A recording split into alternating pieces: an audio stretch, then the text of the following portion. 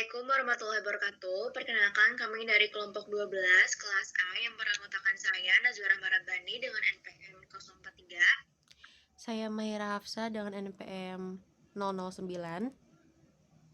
Saya Andika Priya Fauzan dengan NPM 022. Saya Yasmin Sabrina dengan NPM 36. Di sini kami akan memaparkan hasil diskusi kami mengenai tugas besar akhir, tugas proyek akhir mengenai mata kuliah lingkungan pertanian dan biosistem dengan judul yaitu rancangan sistem ekotekno farming berbasis dry house untuk pengolahan rosella dan bunga telang secara sirkular dan di Living Lab Ekotani Mandala. Boleh di next.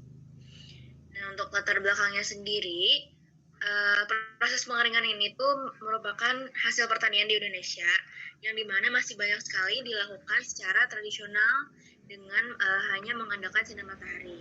Nah, metode ini sangat dipengaruhi kondisi cuaca sehingga waktu pengeringannya tidak menentu. Lalu kualitas produknya menurun dan beresiko mengalami kontaminasi. Nah, kondisi tersebut menyebabkan rendahnya sistem serta nilai jual hasil pertanian. Ekotekno farming dry house ini dirancang sebagai solusi berupa rumah pengering yang menerapkan konsep pertanian berkelanjutan. Nah, sistem ini tuh mampu menciptakan proses pengeringan yang lebih cepat, higienis, hemat energi, dan ramah lingkungan, sehingga diharapkan dapat meningkatkan kualitas serta nilai ekonomi hasil pertanian. Boleh di next. Selanjutnya ada kondisi existing living lab. Living Lab Ekotani Mandala mengembangkan rosella dan bunga telang sebagai komoditas utama yang diolah menjadi teh herbal dan pewarna alami. Proses pengolahan hingga pemanfaatan limbah organik menjadi kompos yang digunakan kembali pada lahan budidaya. Sistem tersebut telah menerapkan konsep ekotekno farming dan pertanian sirkular. Namun, proses pengeringan masih bergantung pada kondisi cuaca sehingga kualitas hasil belum konsisten. Oleh karena itu, teknologi dry house dipilih sebagai solusi untuk meningkatkan efisiensi proses pasca panen serta menjaga mutu produk. Next. Selanjutnya, identifikasi relung integrasi. Tahap pengeringan belum optimal karena pengeringan merupakan proses yang paling memengaruhi mutu produk. Selanjutnya, kelemahan penjemuran terbuka. Metode konvensional menyebabkan waktu pengeringan lama dan mutu produk tidak seragam. Selanjutnya, integrasi dry house. Dry house diusulkan untuk meningkatkan kualitas dan efisiensi proses pengeringan. Dan terakhir, mendukung pertanian sirkular. Teknologi ini menghubungkan budidaya, pengolahan, pemanfaatan limbah dalam satu sistem. Next. Pada tabel ini ditunjukkan analisis relung integrasi dari sistem yang kami usulkan. Kolom pertama menunjukkan komponen yang sudah ada di Living Lab Ekotani Mandala. Mulai dari budidaya rosella, budidaya bunga telang, proses pengeringan, pengolahan hasil panen, hingga pengomposan limbah. Dari setiap komponen tersebut dihasilkan output yang kemudian dapat dimanfaatkan kembali sebagai input pada proses berikutnya. Contohnya hasil budidaya berupa bunga rosella dan bunga telang menjadi bahan baku untuk proses pengeringan dan pengolahan menjadi teh herbal maupun pewarna alami, sedangkan limbah organiknya dimanfaatkan sebagai bahan kompos. Relung integrasi yang kami identifikasi berada pada tahap pengeringan karena proses ini masih dilakukan secara konvensional sehingga bergantung pada cuaca, membutuhkan waktu yang lama dan berpotensi menurunkan kualitas produk. Oleh karena itu, kami mengusulkan penerapan teknologi dry house yang dilengkapi dehidrator sebagai teknologi pendukung. Integrasi ini menghasilkan produk dengan mutu yang lebih baik, proses pengeringan yang lebih efisien, serta mendukung pemanfaatan limbah menjadi kompos sehingga terbentuk sistem pertanian berbasis ekonomi sirkular yang lebih berkelanjutan. Selanjutnya ada rancangan model ekotekno farming. Rancangan sistem ekotekno farming yang kami bawakan dan bisa diaplikasikan di Living Lab Ekotani Mandala adalah mengintegrasikan budidaya bunga rosella dan bunga telang dengan dry house berbasis dehidrator sebagai teknologi pengeringan pasca panen. Kenapa kami memilih dehidrator di sini? Karena berdasarkan hasil wawancara dan hasil analisis kami, walaupun dehidrator ini mempunyai dan membutuhkan daya listrik yang tinggi, tetapi efisiensinya dalam pengeringan bisa maksimal dan juga hasilnya lebih baik. Seperti itu. Dan sesudah itu hasil pengeringan selanjutnya diolah menjadi teh herbal dan pewarna alami. Sedangkan limbah pengolahannya dimanfaatkan kembali menjadi kompos. Integrasi tersebut membentuk sistem pertanian yang sirkular sehingga mampu meningkatkan nilai tambah produk sekaligus mendukung pemanfaatan sumber daya secara berkelanjutan. Untuk sistem pertanian yang sirkularnya itu bisa kita lihat di diagram aliran sistem berikut ini. Yang pertama itu di diagram aliran sistem ini tuh ada budidaya rosella dan bunga telang. Untuk menghasilkan produk yaitu bunga rosella dan bunga telangnya, kita harus membudidayakan rosella dan telang ini terlebih dahulu. Yang kedua, kita memanen bunga rosella dan bunga telang ini. Setelah memanen bunga rosella dan bunga telang ini, kita mensortasi untuk menjaga untuk menjaga mutu produk. Seperti itu. Sesudah bunga rosella dan bunga telang ini disortasi, kita memasukinya ke dry house dengan dehidrator untuk mengeringkan si bunga rosella dan bunga telang ini. Setelah dikeringkan, menghasilkan bunga rosella dan bunga telang yang kering. Setelah itu, setelah bunga rosella dan menghasilkan bunga rosella dan bunga telang yang kering ini, bunga rosella dan bunga telang ini diolah menjadi teh herbal dan pewarna alami di Ekotani Mandala.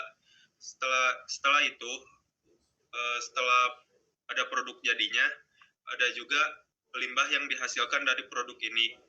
Limbah pengolahan ini akan dijadikan kompos melalui proses pengomposan. Dan setelah proses pengomposan ini akan terbentuk kompos organik. Dan setelah itu kompos organik ini akan digunakan kembali untuk membudidayakan rosella dan bunga telang di lahan. Seperti itu. Boleh dilanjut. Kemudian ada teknologi yang diusulkan. Teknologi pertama yang kami usulkan adalah dry house, yaitu ruang pengering tertutup yang melindungi bunga rosella dan bunga telang dari hujan, debu, serta kontaminasi sehingga proses pengeringan lebih higienis. Kemudian yang kedua ada dehidrator. Dry house dilengkapi dengan dehidrator yang berfungsi mengatur suhu dan kelembapan agar proses pengeringan berlangsung lebih stabil dan merata. Kemudian yang ketiga ada agar pengeringan lebih efisien, yaitu dengan sistem ini waktu pengeringan menjadi lebih singkat karena tidak bergantung pada kondisi cuaca sehingga proses produksi lebih efisien. Kemudian meningkatkan mutu produk. Selain itu, kualitas produk juga meningkat karena warna, aroma, kandungan senyawa aktif, dan daya simpan bunga dapat dipertahankan dengan lebih baik. Jadi penerapan dry house dan dehidrator diharapkan mampu meningkatkan efisiensi proses pasca panen, sekaligus menghasilkan produk rosella dan bunga telang yang lebih berkualitas. Next. Kemudian ada produk dan nilai tambah. Produk dan nilai tambah di sini terbagi menjadi 4, yaitu teh rosella sendiri yang telah dikeringkan diolah menjadi teh herbal berkualitas dengan cita rasa khas, kandungan antioksidan yang tinggi dan memiliki nilai jual lebih tinggi dibandingkan bunga segar. Kemudian ada teh bunga telang yang dikeringkan dan dimanfaatkan sebagai teh herbal yang kaya antosianin sehingga memiliki manfaat sebagai minuman kesehatan sekaligus produk bernilai ekonomi. Kemudian yang ketiga sebagai pewarna alami. Bunga telang menghasilkan pigmen biru alami yang dapat dimanfaatkan sebagai pewarna makanan dan minuman sehingga menjadi alternatif pengganti pewarna sintesis yang lebih aman. Terakhir ada peningkatan kualitas produk. Pengeringan menggunakan dry house sendiri menghasilkan produk dengan warna, aroma, dan kadar air yang lebih seragam sehingga daya simpan dan kualitas produknya meningkat. Next. Masuk ke manfaat, yang pertama adalah manfaat ekologis. Yang pertama itu mengurangi limbah organik. Nah, sisa bunga, daun, dan limbah hasil pengolahan itu tidak dibuang, tetapi dimanfaatkan kembali sehingga dapat mengurangi pencemaran lingkungan. Selanjutnya, dapat menghasilkan kompos. Limbah organik ini diolah menjadi kompos yang kaya unsur hara dan dapat dimanfaatkan sebagai pupuk organik untuk budidaya tanaman, kerugian akibat cuaca. Nah, selanjutnya, untuk menjaga kesuburan tanah. Penggunaan kompos membantu memperbaiki struktur tanah, meningkatkan kandungan bahan organik, dan juga menjaga aktivitas mikroorganisme tanah. Yang selanjutnya, yaitu untuk mendukung pertanian berkelanjutan. Sistem ini mengurangi ketergantungan pada pupuk kimia, mengoptimalkan pemanfaatan sumber daya, serta mendukung konsep circular agriculture. Boleh dilanjut? Dan selanjutnya ada manfaat ekonomi. Yang pertama adalah meningkatkan nilai jual produk. Produk yang memiliki kualitas lebih baik, warna yang menarik, dan daya simpan lebih lama memiliki harga jual yang lebih tinggi di pasaran. Dan selanjutnya untuk efisiensi biaya produk. Pemanfaatan limbah menjadi kompos itu dapat mengurangi biaya pembelian pupuk, sedangkan dry house ini mengurangi resiko kerugian akibat cuaca. Yang selanjutnya, untuk meningkatkan produktivitas. Bunga telang menghasilkan pigmen biru alami yang dapat dimanfaatkan sebagai pewarna makanan dan minuman sehingga menjadi alternatif pengganti pewarna sintetis yang lebih aman. Yang terakhir adalah untuk menciptakan peluang usaha. Nah, pengembangan produk bernilai tambah seperti teh herbal dan pewarna alami mampu meningkatkan daya saing produk sehingga menambah pendapatan petani dan juga pengelola. Boleh di next? Dan selanjutnya adalah manfaat untuk pembelajaran. Yang pertama tentunya sebagai media edukasi. Di Living Lab ini menjadi sarana pembelajaran bagi mahasiswa dan masyarakat mengenai teknologi budidaya, pasca panen, serta pengelolaan hasil pertanian. Nah, yang kedua, yaitu untuk sebagai penerapan smart eco farming. Nah, rancangan ini menunjukkan penerapan teknologi tepat guna yang memadukan efisiensi produksi dengan prinsip yang ramah lingkungan. Nah, selanjutnya adalah untuk penerapan ekonomi sirkular. Nah, mahasiswa diharapkan dapat mempelajari bagaimana limbah pertanian dimanfaatkan kembali menjadi kompos sehingga tidak ada sumber daya yang terbuang. Nah, yang terakhir adalah sebagai model yang dapat direplikasi. Konsep ini dapat diterapkan pada komoditas hortikultura lainnya sehingga menjadi contoh pengembangan sistem pertanian yang berkelanjutan. Boleh di next?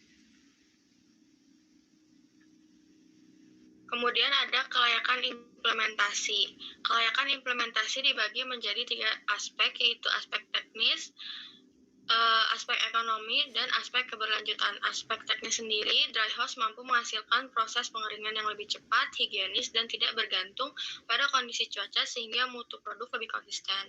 Kemudian aspek ekonomi, yaitu pembangunan dry house menggunakan material yang relatif sederhana dengan biaya yang terjangkau serta mampu meningkatkan nilai tambah hasil panen. Yang terakhir ada aspek keberlanjutan, yaitu pemanfaatan limbah menjadi kompos mendukung pertanian sirkular. Next. Dan selanjutnya adalah kesimpulan dari keseluruhan pemaparan yang telah dipaparkan. Yang pertama, dry house itu meningkatkan kualitas pengeringan. Selanjutnya, mendukung sistem eco-techno-farming dan menghasilkan produk yang bernilai tambah. Limbah yang dapat dimanfaatkan kembali menjadi kompos dan mewujudkan sistem pertanian yang produktif, efisien, dan berkelanjutan. Boleh di next? Yang terakhir adalah rekomendasi. Rekomendasi yang dapat diberikan yang pertama adalah mengoptimalkan pengaturan suhu dan kelembapan, lalu meningkatkan efisiensi energi dehidrator, mengembangkan komoditas lain seperti kopi dan kakao, lalu melakukan monitoring kualitas produk, dan yang terakhir, memperluas edukasi dan implementasi. Mungkin sekian pemaparan dari kelompok kami, kurang lebihnya mohon maaf. Wassalamualaikum warahmatullahi wabarakatuh.